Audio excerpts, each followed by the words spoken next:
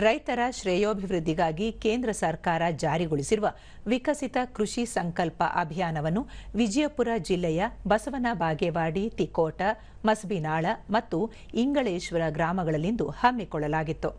ಹಿರಿಯ ಕೃಷಿ ವಿಜ್ಞಾನಿಗಳು ಹಾಗೂ ಅಧಿಕಾರಿಗಳು ನೂರಾರು ರೈತರಿಗೆ ಬೀಜೋಪಚಾರ, ಸುಧಾರಿತ ತಳಿಗಳ ಮಾಹಿತಿ ಮತ್ತು ಕೃಷಿ ಯಂತ್ರೋಪಕರಣಗಳ ಬಳಕೆ ಸೇರಿದಂತೆ ಕೃಷಿ ಅಭಿವೃದ್ಧಿ ಕುರಿತು ಸಂವಾದ ನಡೆಸಿದರು.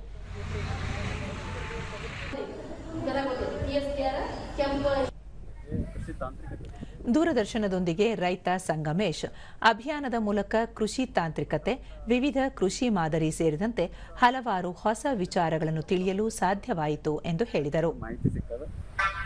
ಪ್ರಸ್ತುತ ಈ ಮುಂಗಾರು ಹಂಗಾಮಿನಾಗ ಸಕಾಲಕ್ಕೆ ಮಾಹಿತಿ ಒದಗಿಸಿರುವುದರಿಂದ ನಮ್ಮ ರೈತರಿಗೆ ತುಂಬಾ ಅನುಕೂಲ ಆಗಿದೆ ಅಂತ ನನ್ನ ಅಭಿಪ್ರಾಯ. ಇನ್ನೋರ್ವ ರೈತ ಹನುಮಂತ ಬ್ಯಾಡಗಿ ವಿಜ್ಞಾನಿಗಳು ಮತ್ತು ಅಧಿಕಾರಿಗಳು ಗ್ರಾಮಗಳಿಗೆ ಬಂದು ಕೃಷಿ ಸಮಸ್ಯೆ ಸೇರಿದಂತೆ ಪರಿಹಾರ ಕ್ರಮಗಳ ಕುರಿತು ಮಾಹಿತಿ ನೀಡುತ್ತಿರುವುದರಿಂದ ರೈತರಿಗೆ ಉತ್ತಮ ಕೃಷಿ ಮಾಡಲು ಸಹಕಾರಿಯಾಗಿದೆ ಎಂದು ಹೇಳಿದರು.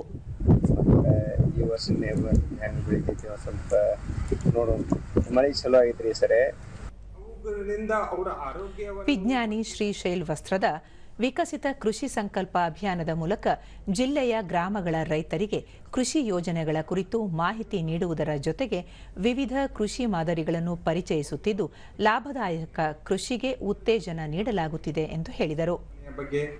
ತೋಟಗಾರಿಕಾ ಬೆಳೆಗಳ ಬಗ್ಗೆ, ಕುರಿ ಮತ್ತು ಆಡು ಸಾಕಾಣಿಕೆ ಬಗ್ಗೆ ಇವೆಲ್ಲ ಮಾಹಿತಿಯನ್ನು ನೀಡಿ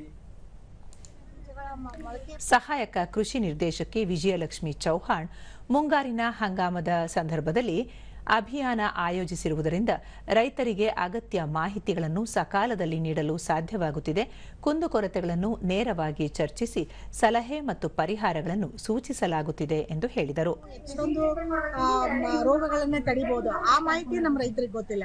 ಸೊ ಬೀಜಕ್ಕೆ ನಾವು ಉಪಚಾರ ಮಾಡಿ ಬಿತ್ತೋದ್ರಿಂದ 20 ರಿಂದ 30% ರೋಗಗಳನ್ನ ಮುಂದಿನ ಒಂದು ಹಂತದಲ್ಲಿ ಬರ್ತಕ್ಕಂಥ ತಡೆ ಹಿಡಿಬಹುದು.